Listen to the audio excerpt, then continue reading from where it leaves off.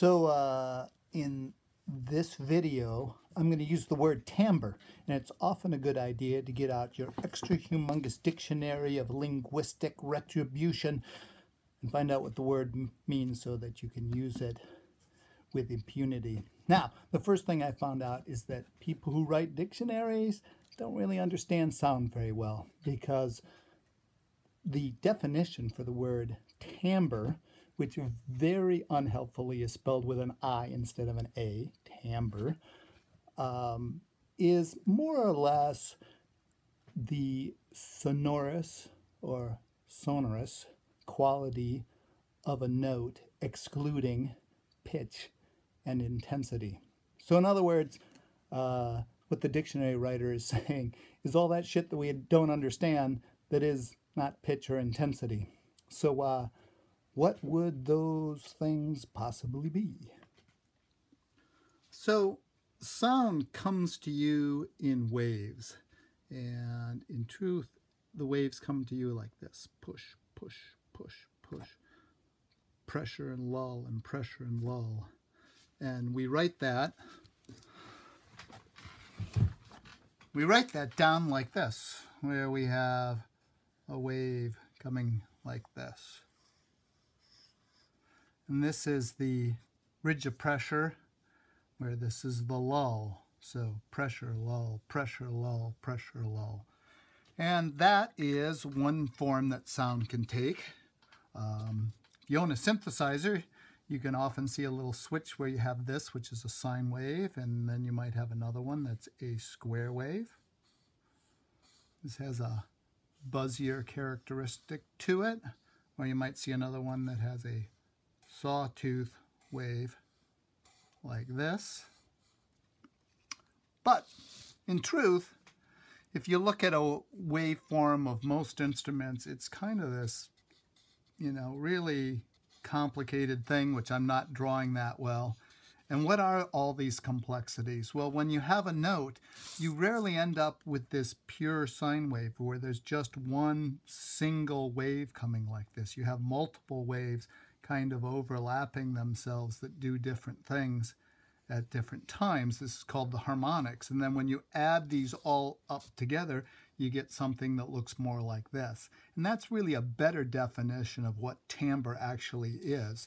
This is the quality of the sound, not its pitch, and certainly not its intensity, but it's the harmonic structure that goes into that note that gives it that flavor that allows you to discern between a piano or a guitar or a horn.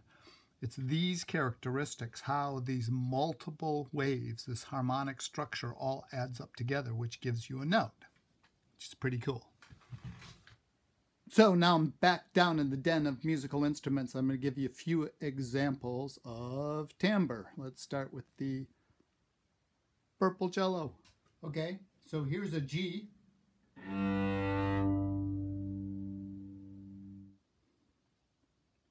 And here's another G, until it's a G, because it says G right there.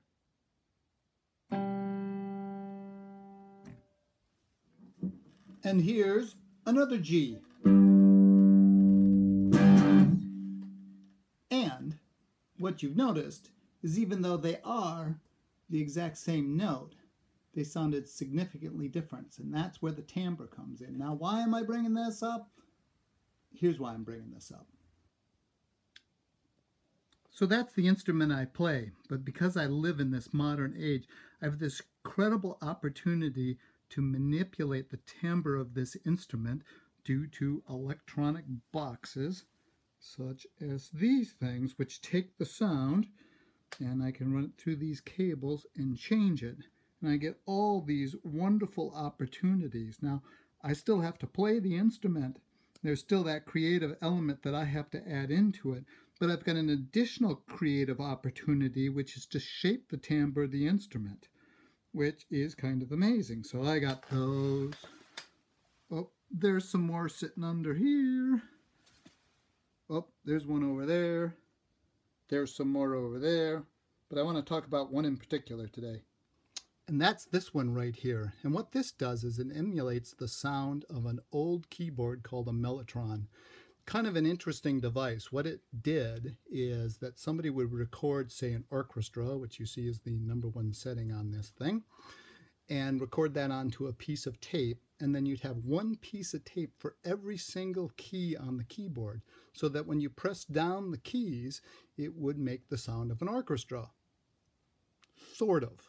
And the sort of is why the sound is interesting and unique, because as you pulled the tape past, if the rollers didn't go exactly right, it would get a little warble into the sound. And also, part of the device was that a weight would pull the tape back into position after you were done playing it, and that weight would stretch the tape. So over time, the orchestra sound would start sounding weirder and weirder. And this is part of the happy accident of all these electronic instruments, is that you attempt to do something and it's in the failing that you succeed. Because if you just made an orchestra sound, it would just be a cheap way to get out of paying a bunch of musicians their fee. But instead, with the mellotron, you came up with this interesting new sound that was unique. And when you heard it on records like old King Crimson records or Genesis, that you went, wow, what's that sound?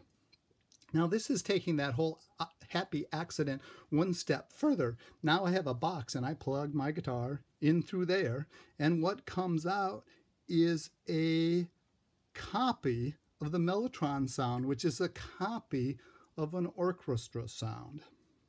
Now, if you're saying like, oh, that sounds weird, I'm not sure if I've ever heard that, look at thing number 4, flute.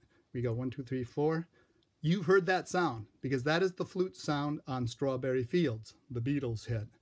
That strange sound that goes like, God, it's familiar, but it's not quite familiar, and that is the glory of the mellotron.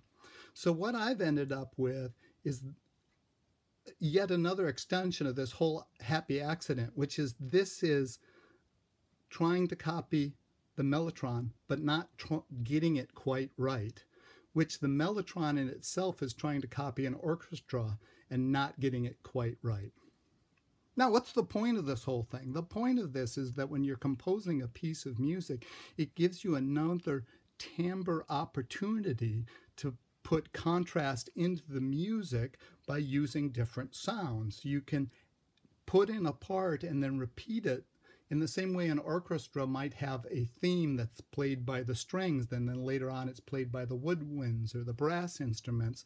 This is allowing me that same opportunity. All right, so a purist may well say, why don't you just play your guitar? Well, I just do play my guitar. But I'm one of those kind of people that if you give me a perfectly good bowl of vanilla ice cream, I will take chocolate sauce and put it on there.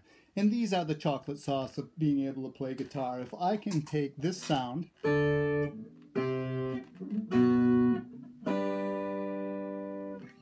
well, I'll use that. But if I had the opportunity to do this,